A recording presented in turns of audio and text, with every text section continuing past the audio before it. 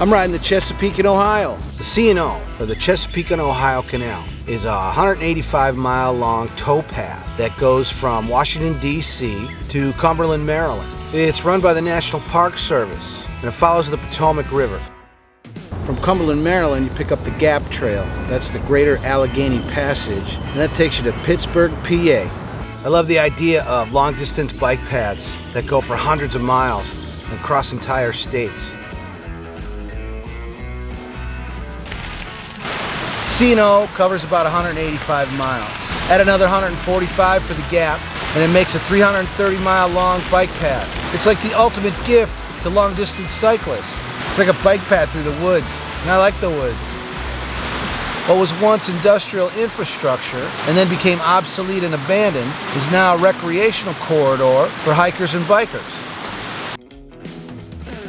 Tell you, the C&O would make a great first bikepacking trip. Plenty of campsites along the way with water and a bathroom. If you packed up about 4 or 5 days worth of food, you'd have a grand old time bikepacking on the C&O. There should be more long distance bike paths like this.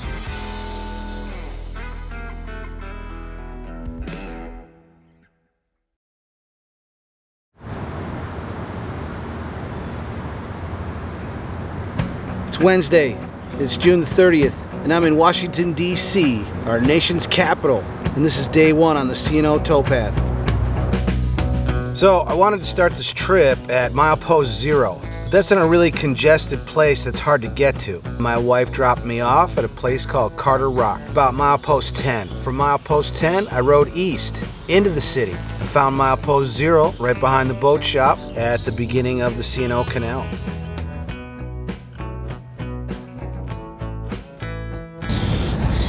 All right, this is milepost 0 on the C&O. This is where it all starts, right here, right on the Potomac River, where the C&O Canal begins. Yeah, time to have an adventure.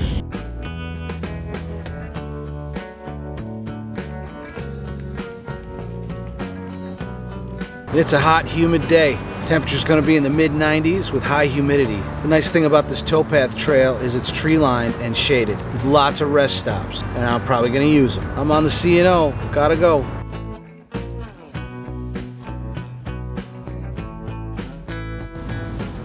It's Thursday, it's July 1st, and this is day 2 on the C&O, and I'm headed west. Last night I stayed in Brunswick. Tonight I'm headed for Hancock. Had a little bit of rain early this morning, and the cloud cover's keeping it cool. Went by Harper's Ferry today. The Appalachian Trail uses part of the C&O, and it crosses the Potomac at Harper's Ferry. When I'm sitting down here by the Potomac River, I love a bike ride that follows a river, and the Potomac River has its own unique charm. The Potomac is a pretty cool river.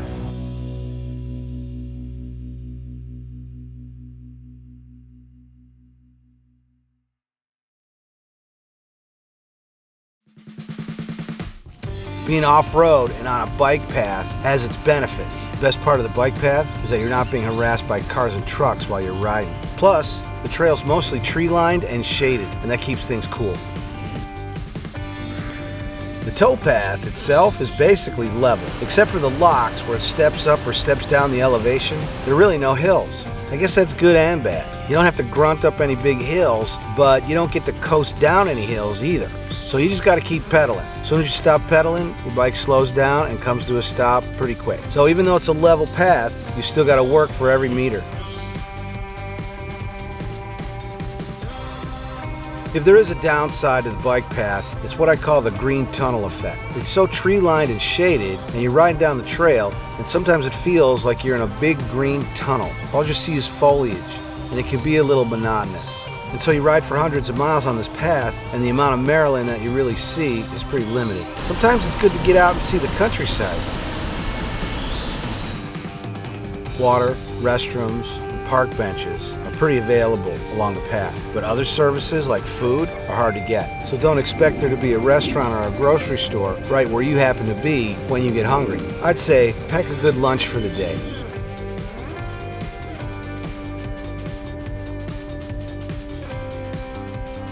The other downside, at least for me, is there's way too many places to stop and take a break. I want to stop like every half mile and check everything out. spend too much time, especially in the morning, checking out things along the trail. Sometimes my progress starts to lag.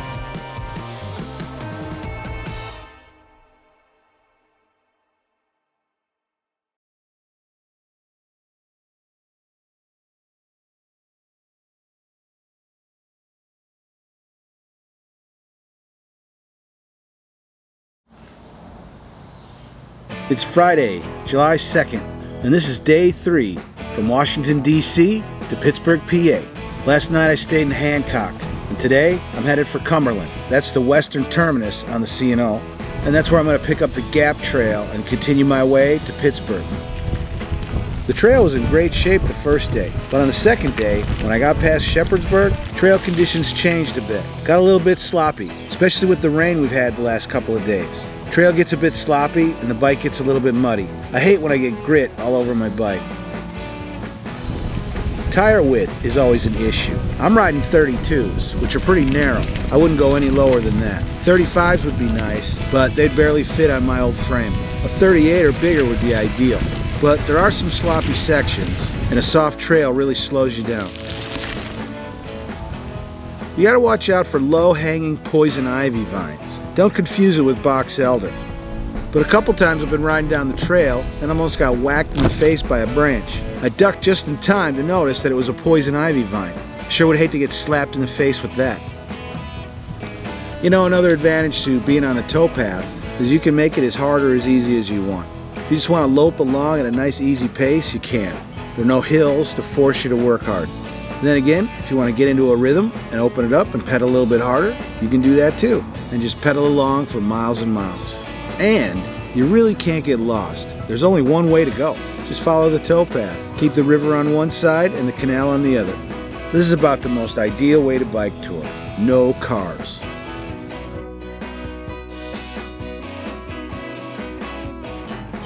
So when I got to the Paw Paw Tunnel, the sign said that the tunnel was closed and you had to take the detour around the tunnel over the hill. So I went over the hill. It was brutal. I never want to do that again. But there was a nice view at the top.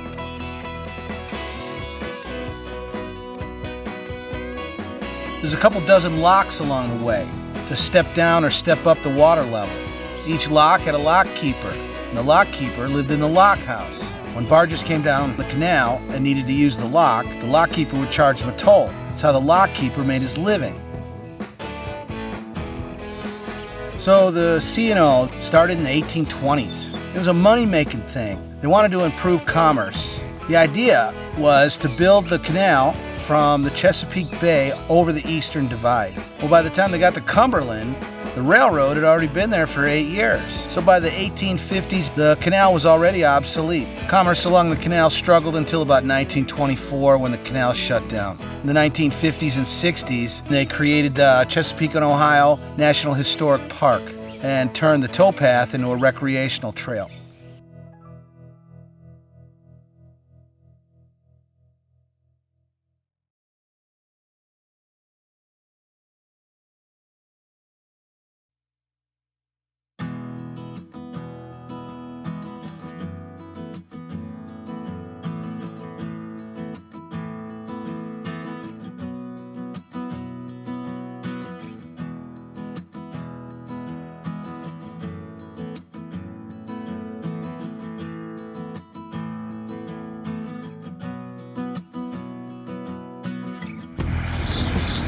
All right, it's Sunday morning, it's the 4th of July, and I'm in Cumberland, Maryland.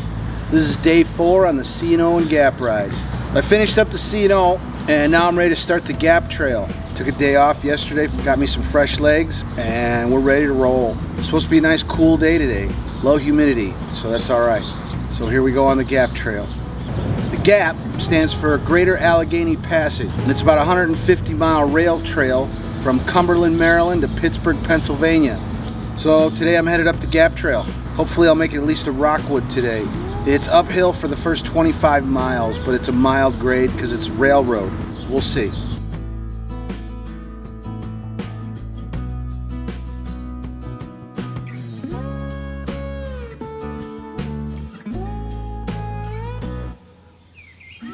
From Cumberland, it's about a 25-mile uphill, but it's not very steep. It's graded for railroads. so it's probably less than a 4% grade. But once you get to the top, that's the Eastern Continental Divide, and it's downhill all the way to Pittsburgh. On a bicycle, it's probably the easiest way to get across the Eastern Divide. There's one long gradual hill, you crest the top, and then it's a long gradual hill all the way down to Pittsburgh.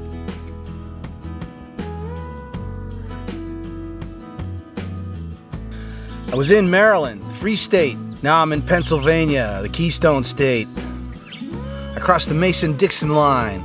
They say there's no penalty for crossing the Mason-Dixon line, but you pay a big price to get back.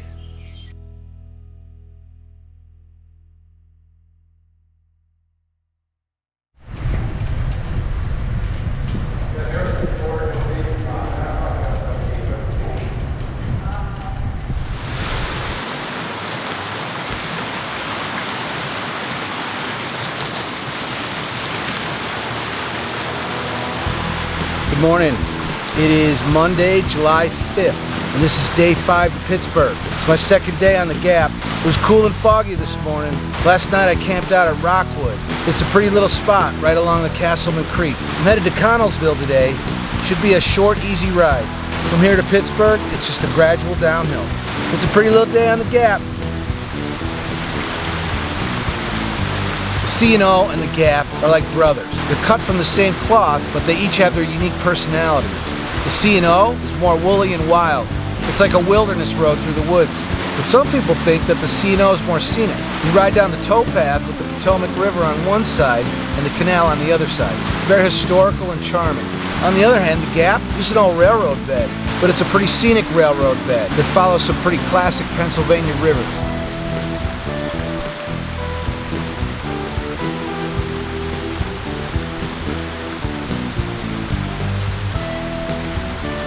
I went over the Keystone Viaduct, that was pretty cool, with some classic old trestles and old bridges.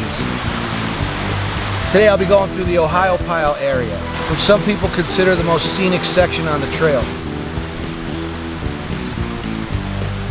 But right now it's still morning, and I'm sitting by this pretty little creek, and I'm just going to enjoy a nice relaxing day on the Gap. See you down the trail.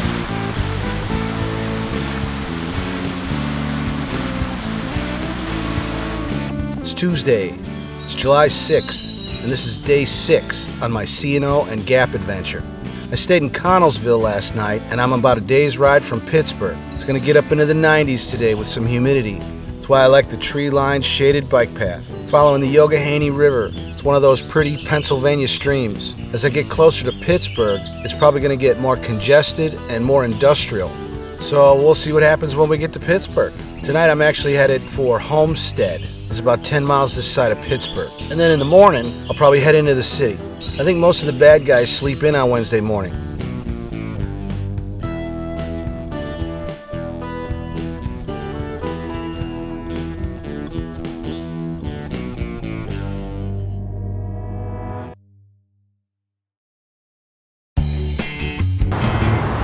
Alright, I'm in Pittsburgh, Steel City, and this is where the Gap Trail ends.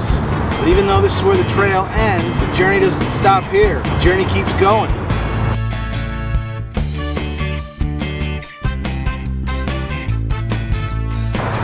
Would I ride this trail again? Definitely. In my opinion, the Gap and the C&O are one of America's best long-distance bike paths. From Washington, D.C. all the way to Pittsburgh, PA. If you've been touring for a while, or this is just your first tour, it's a great ride. You can credit card it, stay at hotels and B&Bs, or for the more hardcore bike packer, you can camp out along the way. C&O and Gap Bike Trail is one of the best, and a must-do. So anyway, thanks for watching. Now go ride your bike.